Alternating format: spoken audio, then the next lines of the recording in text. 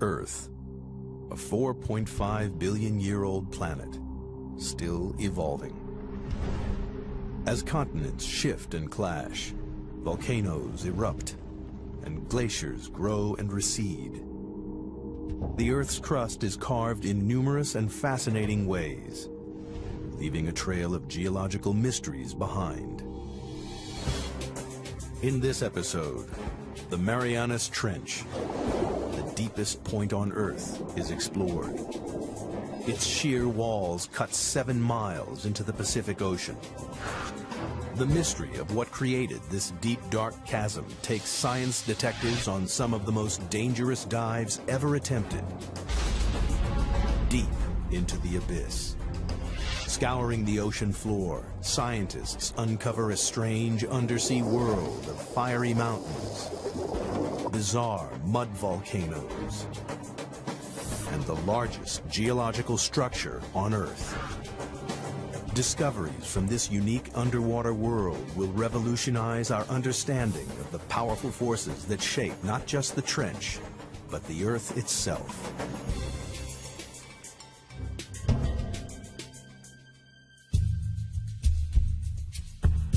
Hidden deep beneath the waves of the Western Pacific lies the Marianas Trench, the deepest point of all the oceans. The first step on the journey of what created this mysterious scar in the Earth's crust and how it continues to mold the planet takes us back to 1872, when a British research vessel, HMS Challenger, set out on the first ever mission to map the ocean floor. Throughout most of recorded history, men had just assumed that beyond a certain level the sea was pretty flat, pretty dead, fairly lifeless. They weren't expecting to find anything very interesting. For 4 years, the Challenger crisscrossed the oceans, covering 70,000 miles, a third of the distance to the moon. The crew plumbed the depths every 140 miles, using a total of 249 miles of rope and hundreds of pounds of lead weight. It was tedious, backbreaking work, but at the time it was the only way to measure the depth of the ocean floor.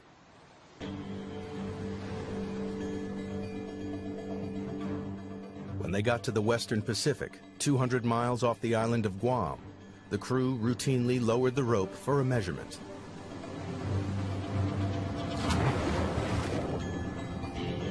But the weight kept on dropping and dropping. It's a big surprise. Nobody thought the ocean was this deep. So all of a sudden we've got scientists saying, why is that?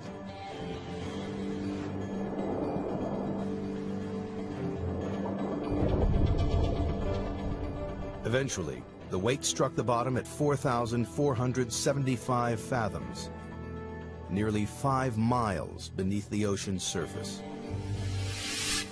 The scientists would be going, wow, we've found something, and what does it mean? Is it a little hole? Is it a big hole? What kind of feature is it down there? There's a whole lot of questions you get when you find this one spectacular reading. The Challenger expedition marked the birth of modern oceanography and provided the first crude map of the ocean floor. It showed how the ocean floor gently slopes away from the land and then plummets thousands of feet into vast flat plains. But the Western Pacific is different. It drops off again into the 5-mile deep hole, a hole that blew right out of the water the long-held belief that the sea floor was flat and featureless. And it spawned a mystery, because nobody could understand how this strange underwater feature came about. It would be 75 years before any answers emerged. It took a revolutionary new technology, sonar, to push the investigation forward to the next crucial stage.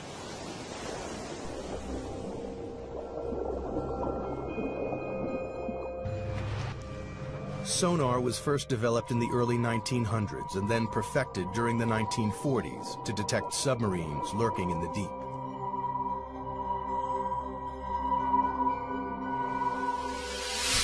The system works by pumping sound waves through the water.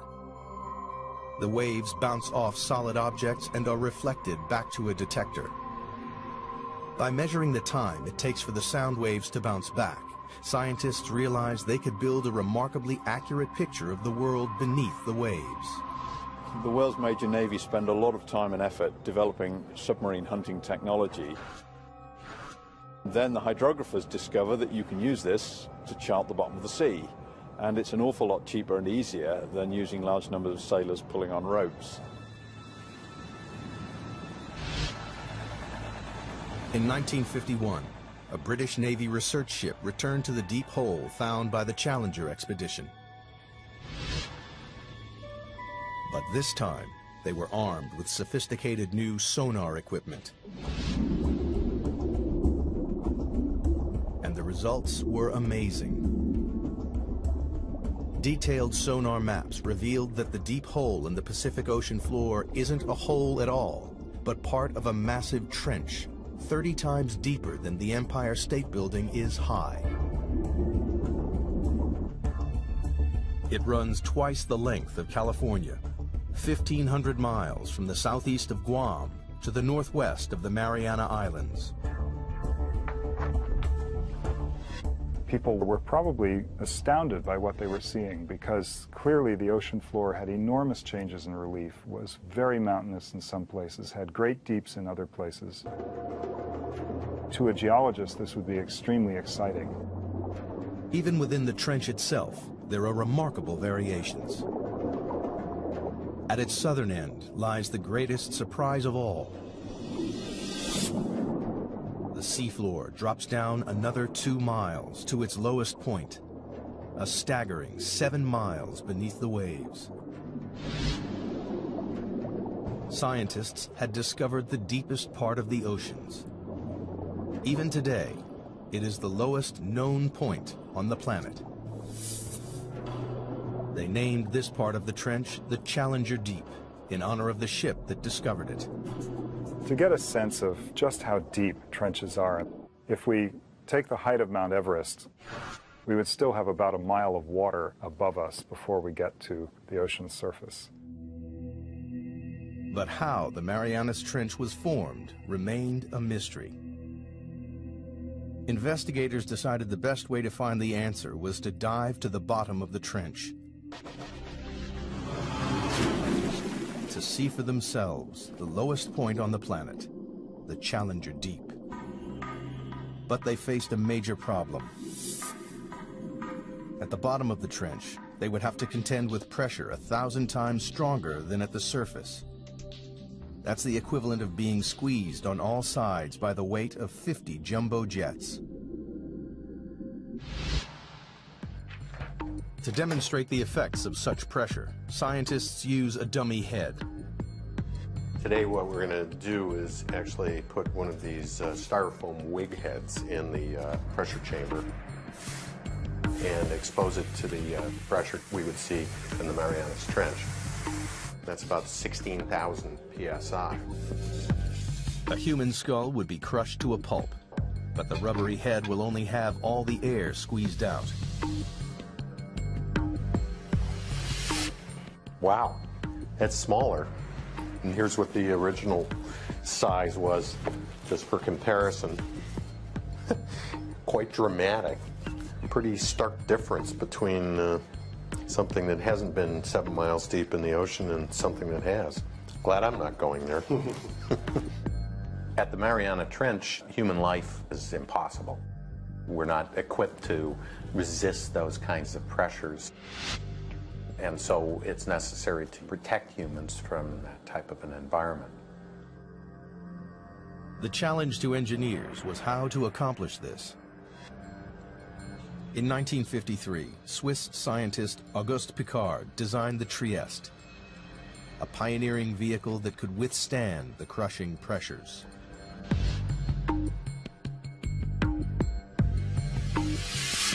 The submersible was dominated by a 50-foot-long hull, filled with light aviation gasoline and lead weights to control buoyancy.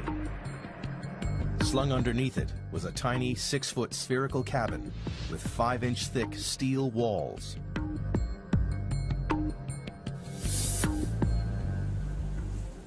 Finally, after 7 years of modifications and manned test dives no deeper than 3.5 miles, the Trieste was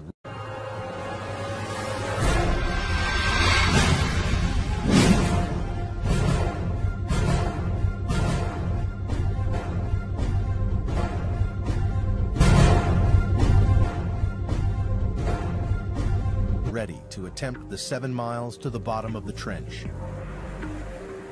The commander of this perilous undertaking was U.S. Navy Lieutenant and deep-sea explorer Don Walsh. I know the astronauts that go through this all the time. Why do you have to be there? Why can't we just put up a robot to do things? You've got to be there because that's what we do. Only a few officers and scientists knew about the risky mission, which was launched in January 1960 from the western Pacific island of Guam. Guam, in those days, was kind of a backwater. It was just right for us because we were trying to do this project sort of out of sight because we weren't too sure it was going to work. The Navy just didn't want to be embarrassed by a failed science spectacular. Accompanying Walsh was the son of the Trieste designer, engineer and oceanographer Jacques Piccard. The two men would spend the next 9 hours squeezed inside the cramped sphere. And we had 20 cubic feet of space inside. That's about the same as a household refrigerator. And the temperature was almost that cold inside. It was a drama. The story of how the Marianas Trench came to be is beginning to take shape. In 1874, British surveyors were the first to discover a 5-mile deep hole in the ocean.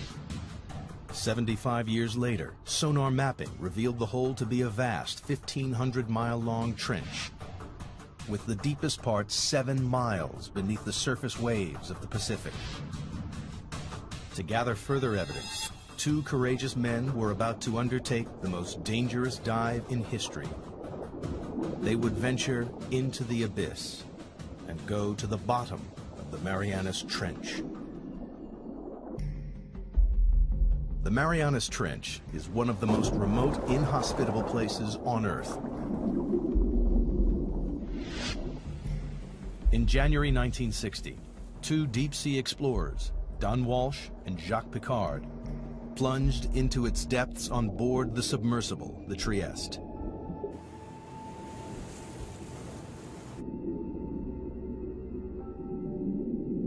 At a speed of just 3 miles per hour, they began their slow descent into the twilight zone.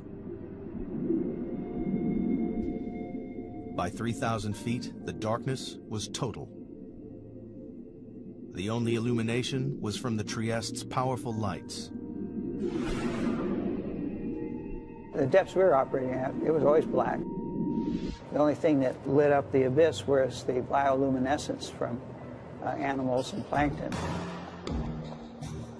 Like fireflies, they carry their own light sources with them.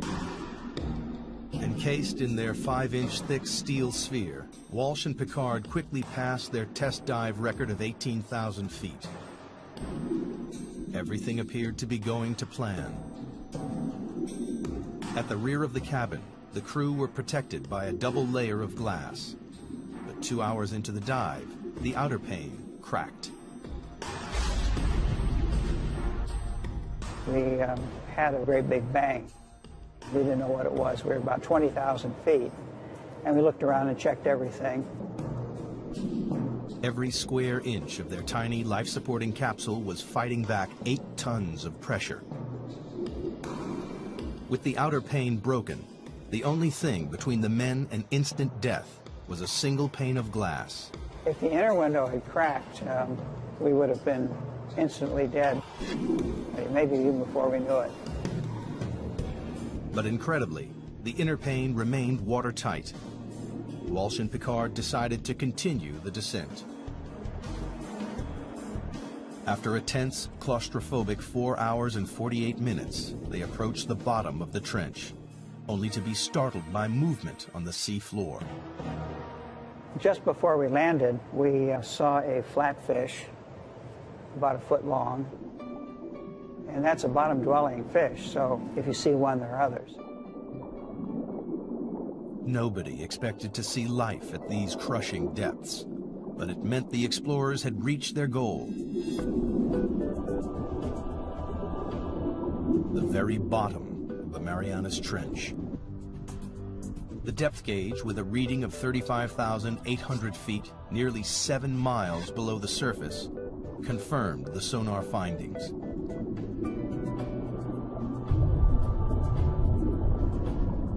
Squeezed inside their bubble of breathable air, the two explorers were closer to the Earth's center than man had ever been. We took a self-portrait. That's the picture that you see. Said we're going to do it, and we did it. But there was work to be done. Walsh and Picard wanted to make detailed observations of the enormous trench. Unfortunately, the Trieste stirred up a cloud of fine, powdery sediment from the sea floor that obscured their view. It's like being in a bowl of milk at that point. So, realizing we weren't going to see anything, we decided to go on back up to the surface.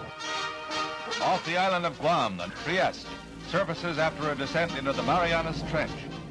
After 9 grueling hours underwater, Walsh and Picard returned to the surface on January 23, 1960, and officially entered the record books for the deepest dive of all time. To this day, their extraordinary feat has never been repeated. The mission was a success, but the mystery remained. Geologists still didn't understand what could have formed the immense trench. And if they couldn't find the answer inside the trench, they would have to look elsewhere. Perhaps there was something somewhere on the ocean floor that might explain the trench's origins. Throughout the 50s and 60s, a team of geologists led by Princeton's Harry Hess compiled sonar data from all of the world's oceans. It was as though they had pulled out a giant plug to drain away all the water and expose the ocean floor. Their maps revealed that the Marianas Trench is just a tiny fraction of a network of enormous underwater canyons stretching right around the planet. But that wasn't all. Running parallel to the trench, on the other side of the Pacific, the map showed a giant underwater mountain range, the East Pacific Ridge. And this, too, is part of a global network, a 40,000-mile-long chain of mountain ranges that ring the globe like the seams of a baseball, to make the largest geological feature on Earth. It was a major development in the investigation, one that scientists hoped might explain the trench's formation. The next step was clear. Investigators needed to understand whether there was a connection between the trench and the East Pacific Ridge.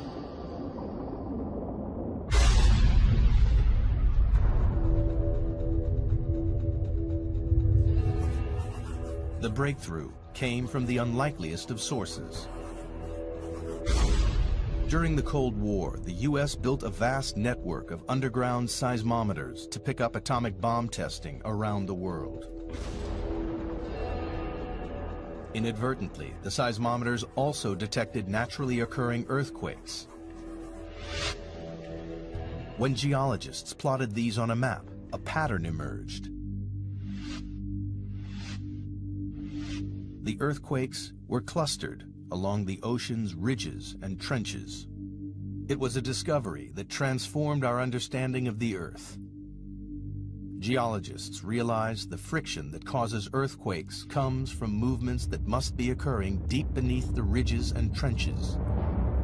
With this great investment in seismology, it became possible to locate very precisely where earthquakes had occurred. And it was these things, the precise location, the depth, and the motion, that really gave the outlines of plate tectonics. It was the birth of an extraordinary new theory. The solid layer of rock, the crust, on which the land and ocean sits is broken up into a series of vast slabs that geologists call tectonic plates. It's these plates that are moving, grinding past each other, and triggering earthquakes.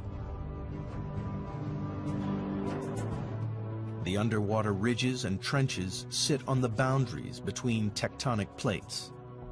The East Pacific Ridge and the Marianas Trench lie on opposite edges of the Pacific Plate. The journey to discover what formed the Marianas Trench is accumulating additional evidence. The Trieste dived to the bottom of the trench and confirmed that it is the deepest point on the planet. Sonar maps then revealed the East Pacific Ocean ridge running parallel to the trench.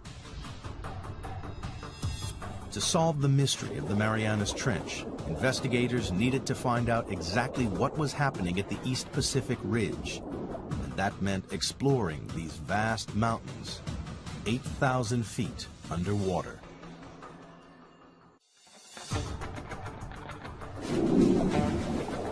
The pieces of the Marianas Trench puzzle are falling into place with the knowledge that it lies on the western edge of the Pacific tectonic plate.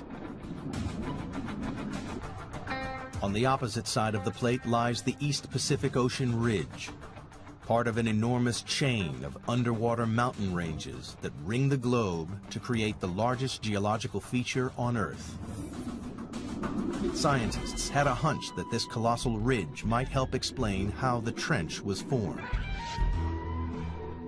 And they found a major clue halfway round the globe, where the ridge passed beneath the middle of the Atlantic Ocean.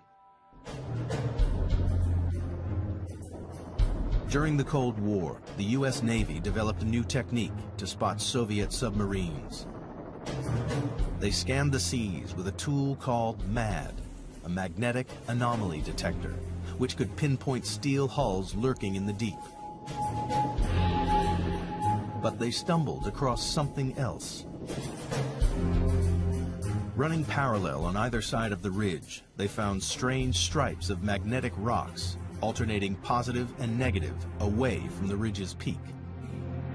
Here's the mid-Atlantic ridge coming down through here. Almost perfectly symmetric on either side of that are these white and black stripes. These have often been called zebra stripes. Geologists know that the Earth is like a giant magnet with a north and a south pole. But the magnetic poles aren't fixed. Every 300,000 years or so, the magnetic field suddenly flips 180 degrees. When the field flips, a compass that was previously pointing north will swing to the south. This reversing of the Earth's magnetic field is a very interesting and exciting but very puzzling phenomenon for geophysicists to explain. Scientists think this reversal explains the stripes either side of the ocean ridge.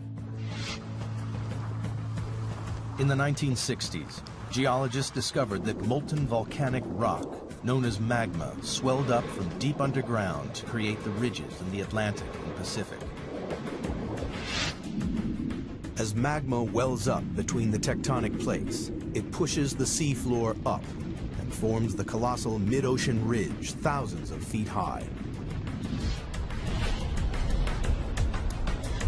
When the rock is hot and molten, its magnetic minerals line up with the north-south direction of the Earth's magnetic field. As the magma cools, the minerals are locked in position.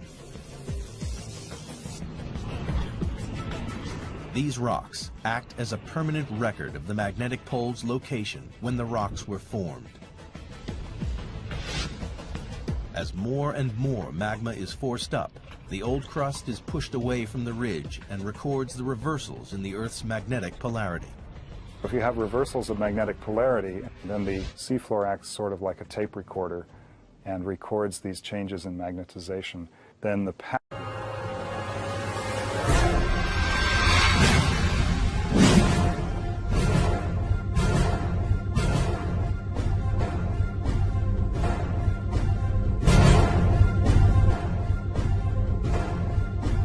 pattern of magnetic stripes allows people to calculate the speed at which the plates are moving apart.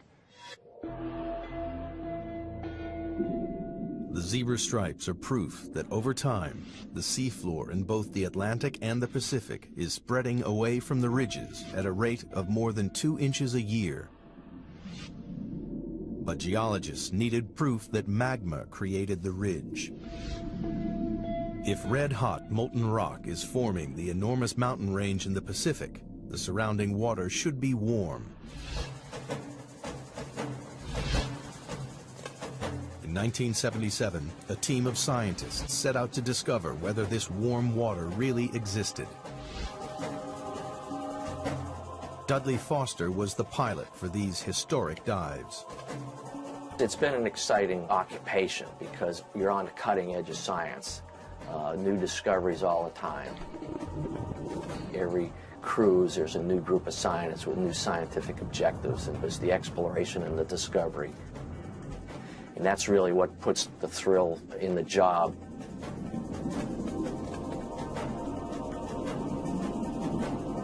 For weeks, the crew scanned the undersea mountains without success. And then they hit the jackpot. A bizarre pillar of rock, spewing hot, toxic gas. And we saw the water was sort of shimmering, sort of like bubbling in a glass teapot or something. We stuck the temperature probe in there and measured 38, 39 degrees Fahrenheit, which was really amazing because the ocean's a huge heat sink. So to see something warm like that was kind of startling. In these pillars of rock, the expedition had found the heat from the magma surging up from deep inside the Earth. It wasn't warming the water evenly along the ridge. It was channeled up through strange hydrothermal vents. When you make these discoveries, you don't know how significant they are. The true significance of them maybe takes several years to appreciate. And this was one of those times. For the investigation into the Marianas Trench, these vents are a decisive piece of evidence. They confirm that magma is continually creating new crust at the Pacific Ocean ridge. And magnetic zebra stripes prove that old crust is pushed away from the ridge towards the other side of the Pacific Plate, towards the Marianas Trench. But this presents scientists with a puzzle. If new crust is being created at the ocean ridge and the Earth isn't expanding, then the old crust must be disappearing somewhere else. The reason that there's not getting bigger with seafloor spreading is because the same amount of seafloor is being destroyed in the Pacific. Something in the Pacific Ocean is devouring the seafloor, and all the evidence points to the Marianas Trench.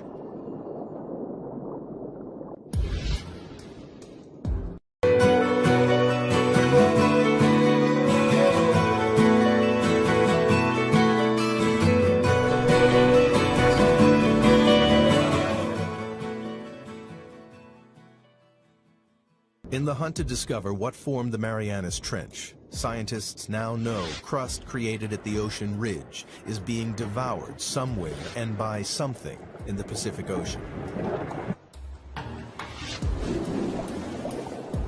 They suspect the Marianas Trench is involved. But the proof would come not from the trench, but from these. The Mariana Islands, a chain of volcanoes that break through the ocean surface 200 miles west of the trench. Scientists noticed the island chain mirrors the trench's exact shape. This led them to think the trench was responsible for the island's creation. If you see pictures of the Marianas Trench, it's curved, and the line of volcanoes that it generates is curved exactly parallel to it. Geologists believe that the trench formed the volcanoes via a process called subduction. Subduction occurs where two tectonic plates collide. As they grind past each other, the heavier plate is pushed beneath the lighter plate. The descending plate is forced down into the Earth's intensely hot interior called the mantle. It takes with it water and sediment built up over millions of years. Volcanoes form above subduction zones not because the Earth is hotter there, but because this is where we're taking the water that once was in the ocean. It's taken into the mantle and gets sweated out, causes the mantle to melt, and this magma is what then rises and erupts explosively out these volcanoes.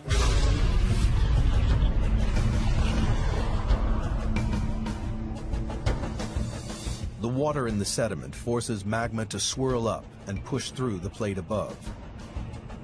And when it breaks the surface, it creates volcanoes, like the volcanoes that form the Mariana Islands. It was subduction that formed the islands west of the trench and gave investigators the breakthrough they'd been looking for. Because here, at last, was a process powerful enough to create the Marianas Trench. As the descending plate dives down, it digs into the mantle. Here, the colliding plates form a trench, a giant crease in the ocean floor. It seemed that scientists had finally explained how the trench was formed. There was just one problem. A very large problem. Around the world, subduction zones cause violent earthquakes and catastrophic tsunamis. We know subduction is happening because of the active earthquakes, and these are the most devastating earthquakes. This is the earthquake that generated the tsunami in Sumatra. Also, the other very large earthquakes in Alaska and Chile. But the Marianas Trench, the deepest subduction zone in the world, hasn't caused the devastating earthquakes since records began in the 17th century. Investigators needed to know why. That's the $60,000 question. They hoped the trench's shallower western edge might provide the answer.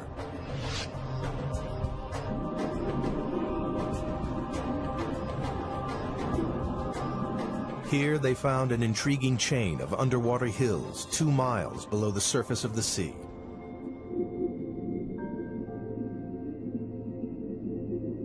Engineers drilled down into the hills and collected core samples.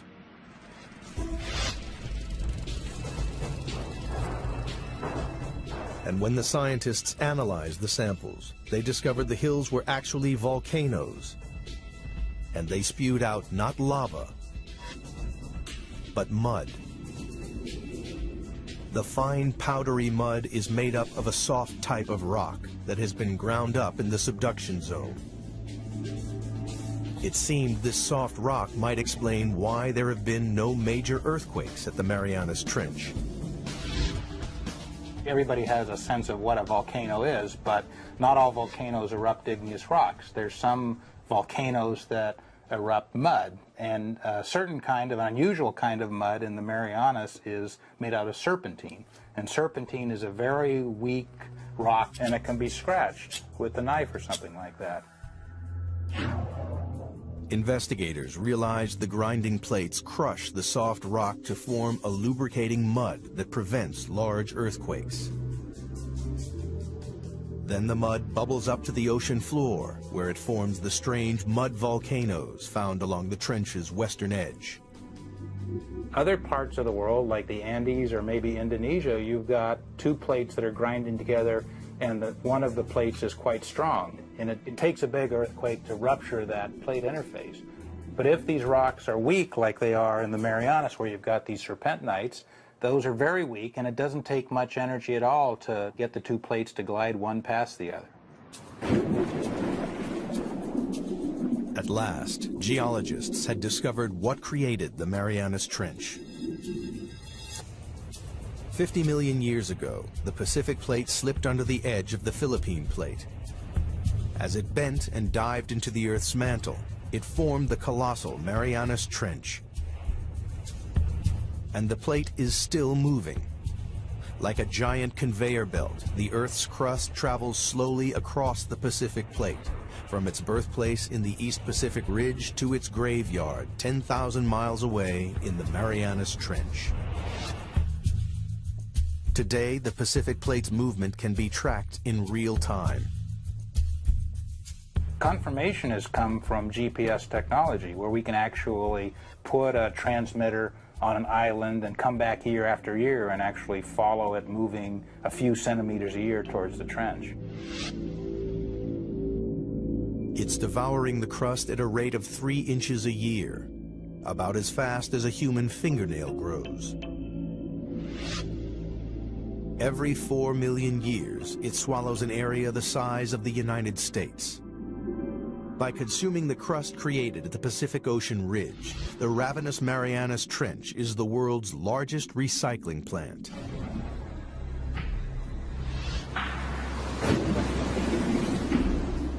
But there was one remaining and major piece of the puzzle to find. Scientists still didn't know why it is the deepest trench on Earth. They suspected the age of the seafloor at the bottom of the trench may provide the answer. It turns out there's a really strong relationship between the age of the seafloor and its depth in the water. In 1999, a team of deep sea drillers returned to the trench to collect core samples. One great thing about drilling this ocean crust is we actually got pieces of it. So we're holding in our hands here the material that's actually getting subducted at the Marianas Trench, and it turned out to be 170 million years old. So we can say with confidence that's the oldest ocean floor before it's getting swallowed up in the mantle at the trench. But why is this piece of rock the oldest on the ocean floor? The seafloor at the Marianas Trench is so old because it's been so long since it was born. So it was born in the equivalent of the Eastern Pacific today, and it's just been going on longer than any other place in the oceans before it's been subducted. The Pacific Plate is the planet's largest tectonic plate, covering an area 11 times the size of the United States. When crust bubbled up at the ridge 170 million years ago, it was light and buoyant. But as it traveled 10,000 miles across the plate, it cooled and became compact and dense. Over millions of years, the dense crust got heavier and began to sink into the mantle below.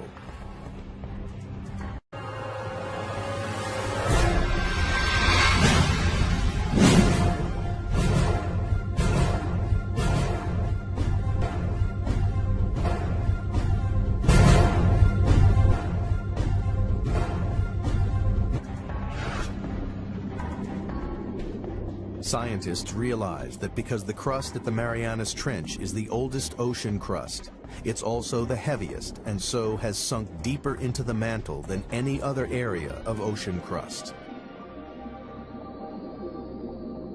Here at last was the explanation for the trench's extraordinary depth. The picture of the Marianas Trench is almost complete. Volcanic islands mirroring the trench's exact shape lead scientists to believe it runs along a subduction zone. And slippery mud volcanoes explain why it doesn't create large earthquakes. But one question remains unanswered. Towards the trench's southern end, the vast chasm drops a further 2 miles to its lowest point, the Challenger Deep, 7 miles beneath the waves. The question is, what makes it plunge so deep?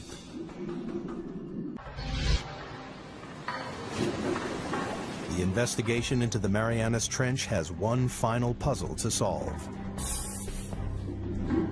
At the trench's southern end, the sea floor plummets a further 10,000 feet into a 7-mile deep chasm called the Challenger Deep. It's the lowest point on the planet. But so far, scientists have been unable to explain why this one section of the trench is so deep.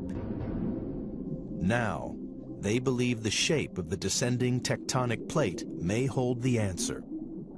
The Challenger Deep, in addition, is a little bit deeper because of some peculiarities relating to how the slab that's going down is behaving. A narrow slab of crust has torn away from the Pacific Plate's descending edge. Well, it's basically got to do with how the slab pushes the mantle out of the way. Where you have a narrow slab, like you have at the Challenger Deep, it can sink almost vertically because the mantle that it's trying to displace can move around out of the way. Investigators have finally unraveled the mysteries of the Marianas Trench. And in the process, they've made a discovery with implications that stretch far beyond the trench itself.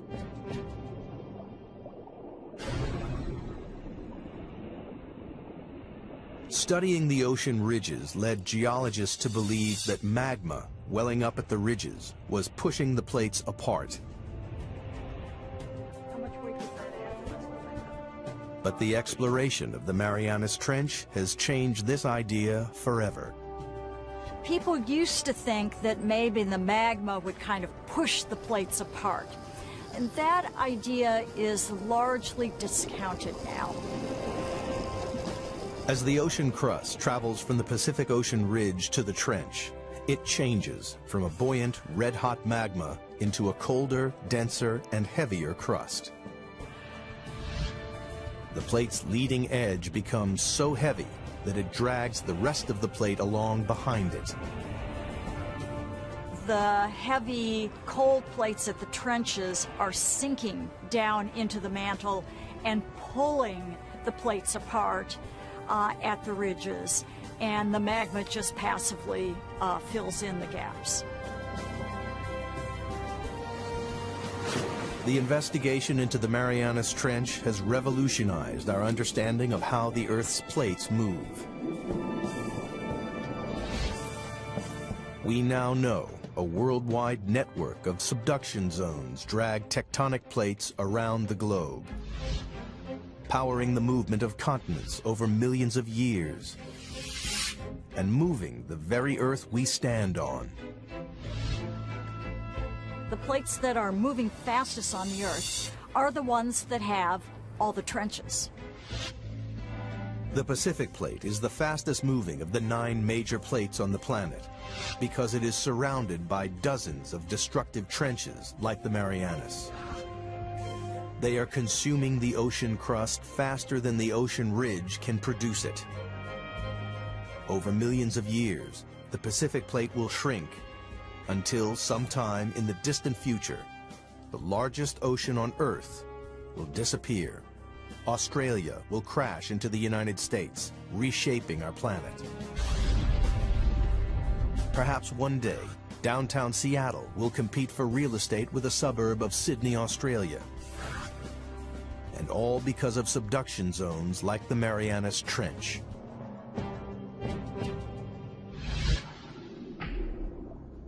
But for all its significance, man has only ever dived to the bottom of the trench once, and there are no immediate plans to return. Imagine asking someone,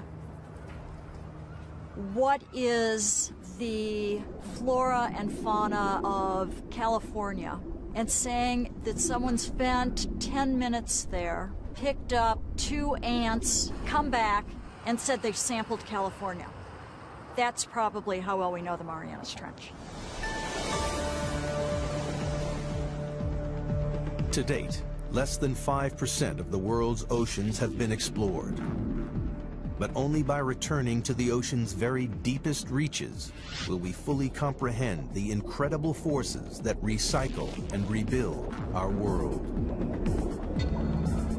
The way I like to think of it is that ocean exploration leads to new research questions. And if we don't have exploration, we don't even know the right questions to ask. It is now known what a geological wonder the Marianas Trench is.